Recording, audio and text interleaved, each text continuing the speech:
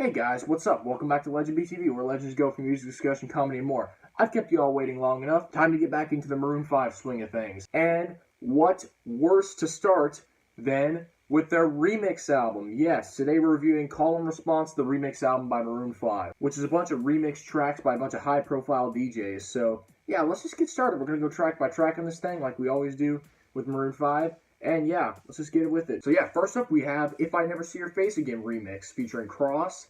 And yeah, I gotta say, this is a really fun one. It's definitely a party starter. Yeah, I love like the fun atmosphere, and I love like the jingly percussion and bells going all throughout this track. It's overall just a really fun one. It's really smooth. It's a really smooth party tune, but with the jangling percussion and bells, it's a really fun one too. It's a really like, warm-up kind of song for this album. And if I'm being honest, a great way to kick it off. Alright, so the Uptown Funk man himself produced this next track, remixing Wake Up Call by Maroon 5, featuring Mary J. Blige. You may remember her. She was kind of like featured on this Sam Smith song called, I don't know, Stay With Me, which was like the biggest hit of his whole career, but whatever. And here's the thing though, I think there's some decent melody here. I do like say the pianos in this track, and I like the intertwinement between Adam and Mary J on this track. I think she really does a good job here. But the chorus has like this weird alteration of the song, and ultimately I just feel like it ruins its groove somehow. So yeah, I do think the original version of this track is better, but this one is decent enough. I'm assuming this is Questlove from the Jimmy Fallon Show because I do not know any other Questlove, but Questlove, my man, bringing the funk, bringing the cool percussion on this next track. Some banging drums on the track Sunday Morning. The remix sounds absolutely beautiful. It's got this sugary, sweet, delectable scoop of like, ice cream tasting goodness known as the melody on this song, and it sounds absolutely awesome. Easily one of the prettiest remixes on here. It sounds really pretty. It's not really much of a dancing remix, but God, that percussion line against like the really like smooth, taking it easy kind of melodies, I'm just like, whoa. And oh my God, we have a great one coming in next. The Makes Me Wonder remix. Oh my God. I didn't know there was a way to make Makes Me Wonder sound more epic. I'm not sure if it's on the same level as the original song. I don't think anything can beat that original cut. And I do think some of the vocals at times are a bit spotty. I feel like sometimes, yeah, it's not really the best. But whenever the chorus comes in and the pumping instrumentation with that beat just like, oh, it's a vibe. Like, it really brings the tension of the track, knowing that the relationship, so this is goodbye. The relationship's about to just end. And that pumping beat just like, basically Adam Levine's heart when he knows like, oh my God, this relationship's about to end. It's like, boom. Like, this is a completely new take on the song. And it's truly entrancing, especially if you enjoyed the original, which, of course I did. One of the best #1 hits of that year. Next up, the first This Love remix on the album. In general, this one simply just has a beat that makes you want to dance. It's got some cool vocal clips here and there, and speeds up the vocals to add a nice amount of swagger to this more upbeat pace to the song. I wouldn't really say this one's one of the more standout remixes on the album, but I would be lying if I said it wasn't fun. It's definitely a good one. It just really doesn't stand out among the pack or sound much different. It doesn't really like take the song in any different or new way, but it's just kind of like, you know what? It's there, it's fun, it's whatever. Next up, She Will Be Loved, remixed by Pharrell Williams. Overall, this one is fine. I feel like the last one, it's one of the least adventurous. I feel like there could have been a lot more going on. There could have been a lot more opportunities to remix this track, really add in some more like accompaniment or dynamics, but in general, yeah, this one's okay. There's nothing really bad about it, but they kind of just really strip back the instruments and gloss really for just this electronic beat. And in my opinion, for this kind of song, it doesn't really work. It's inoffensive enough. It's not bad, but yeah, it's kind of meh. Next up, Shiver, remixed by DJ Quik. And it really brings more of a funky, like, doom groove on Shiver. The percussion here is downright catchy. Like, it is so freaking catchy. And there's definitely a really cool solo highlighting this track towards the middle or ending of this track. And really, yeah, we're definitely back to the good stuff. Up next, we got some hip-hop and trap influences dominating the remix of David Banner's remix of Wake Up Call. I prefer this one to the Mary J. Blige and Mark Ronson one earlier, because this one sounds a lot more powerful, and it sounds like there's a bit more going on, and yeah, it's a bit more fun. It's not perfect, but it's easily the better of the two Wake Up Call remixes on this album. The Harder to Breathe takes the guitars from this sound and really like electrifies them and makes them sound really cool, if I'm being honest. It's got some catchy percussion, a higher focus on vocals to really give the song a bit more oomph, a bit more epic feeling. And overall, yeah, the chorus is mainly the big highlight. This chorus is really awesome. It really just, drills it in a lot harder. thanks to the slightly more stripped back instrumentation, but still keeping the focus on those like awesome like echoing guitars. And oh my god, I don't know, but this is, yeah, really a good take on the song. Next up, the first of the Little of Your Time remixes. This is by Bloodshy and Avant, and it is fantastic. I love all the little elements they did to this song. They really didn't play it safe with this remix. They really just went all out. There's a lot of like electronic buzzing. There's a lot of like Adam moaning, which surprisingly is a lot sexier than I would imagine. Like, no homo, but it's awesome. I just spit everywhere. One take, there's these really cool... God! Oh, I tell you, my closet is like my worst enemy, yo. There's these cool, really upbeat snaps. It's like a really fast-paced remix. You can really get down to it. And overall, like, I'm seriously feeling this remix. It's got a really cool melody. It's got Adam at his, like, most hummingbird amazingness.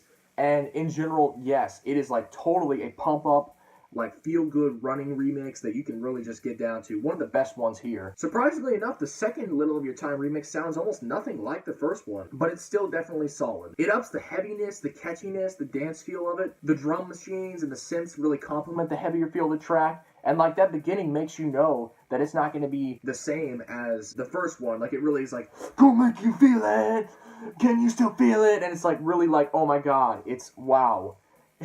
It lets you know they don't play around. So yeah, overall, definitely a lot of fun. Up next, we have the Goodnight remix. And honestly, wow, the pianos in this track sound absolutely euphoric and beautiful in the beginning. It sounds so sweet and pretty, like you could just crawl up into bed and just slumber the night away. The guitars, the percussion of this track, like it all just feels like the old one, but like, you know, even deeper explored. It sounds like a deeper exploration of this track. And while I do wish, yeah, some of the old instrumentation could have been on this track, because the old one sounds really pretty too, I'm like, wow, this is definitely a great new take on this track, and I'm like, yo, it gets in the feels. There's also this really squeaky instrument going on, and comment down below if you notice it, but like, I'm like, wow, guys, this is like really weird, but like in a good way. And yes, the Not Falling Apart remix is easily one of the best.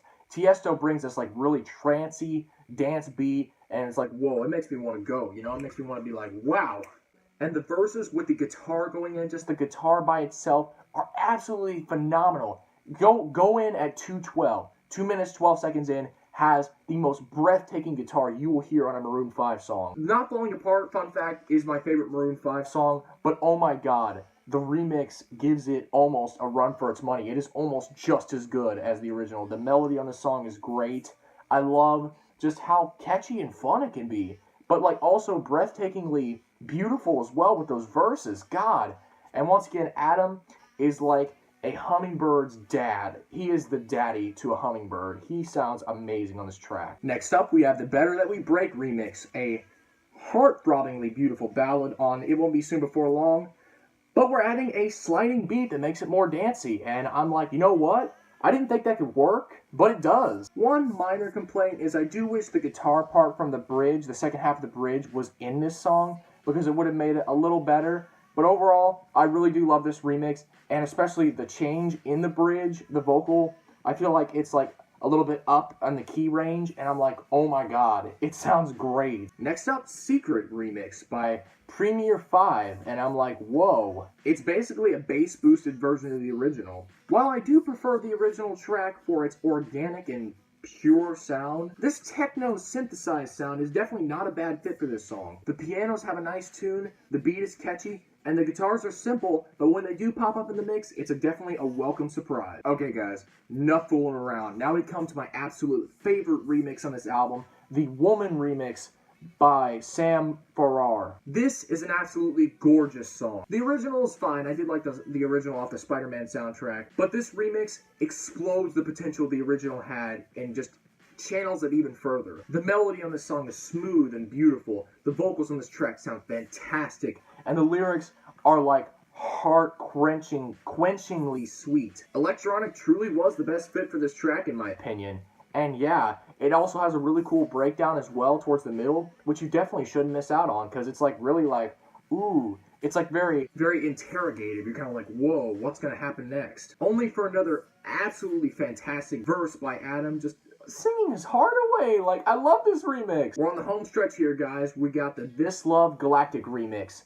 A very, like, you know, tropical sounding influence remix, and overall, it makes you dance. It is 7 minutes, and it does take a bit long to get going, but if you can get past that, I can see you really enjoying this remix. It's catchy, it's fun, it can make you dance, but yeah, you do have to be able to withstand the runtime, which on most days I can. So on most days, I can tolerate this remix, and I definitely like it. It's got a unique sound, and a lot to like and a lot going for it. To close off this remix album, we get another If I Never See Your Face Again remix, this time with Rihanna. If you all knew, I quite disliked the original If I Never See Your Face Again remix with Rihanna, because honestly, it felt like, you know, a really poppy electro remake of the original, which the original was just fine to begin with. I love the original. I love, like, the more rocky tone to it that I felt like the remix left out, not to mention Rihanna sounded particularly annoying on that one next to the really bubblegummy overproduction. But this remix is definitely a lot of fun. It sounds very epic. I love Paul Oakenfold's production on this. I love all of the,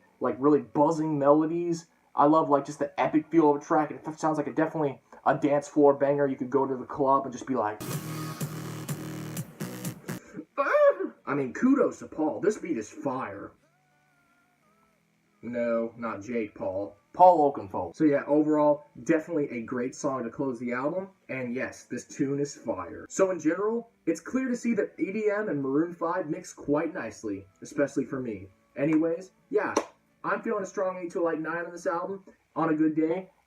And yeah, it's generally a great listen, a great remix album for what it is. I know some people weren't really liking the poppy EDM sound of this album, or like, oh no, they're not going to do real instruments anymore. Don't worry, you still have Hands All Over to enjoy before we get to the pop stuff by Maroon 5. So yeah, you know what? I mean, you still had one album with some legitimate instrumentation in it left. Don't worry. But anyways, yeah, that's my review of Call Response to the remix album by Maroon 5. Definitely an underrated great, in my opinion, in their discography. Not too many Maroon 5 fans probably knew about this album or really cared about it, but I'm just saying it's definitely worth your time if you like poppy, upbeat, club music, like really like colorful at times, and like EDM such, and I don't even know what I'm saying, guys, but I loved it. So anyways, thank you all for watching my video, guys. If you enjoyed, please subscribe. Turn on the notification bell, because YouTube's making us do that nowadays. And leave a like on this video, show your support. Comment down below what you thought of this remix album, and I'll shut up and let you all get back to your day and your endeavors. See you all next time.